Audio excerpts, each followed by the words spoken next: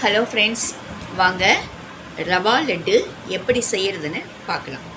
அரை கிலோ ரவை, 400 கிராம் சர்க்கரை, 100 கிராம் முந்திரி, 100 கிராம் திராட்சை, 5 கிராம் ஏலக்காய், தேவையான அளவுக்கு பால், நெய்.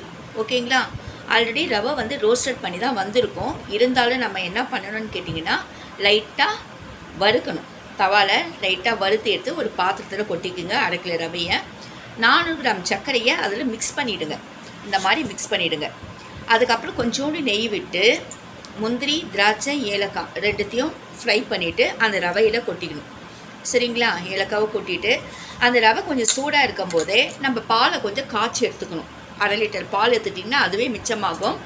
அந்த சூடான பாலில் கொஞ்சம் கொஞ்சமாக ஊற்றி இந்த மாதிரி லட்டை பிடிச்சி எடுத்துக்கணும்.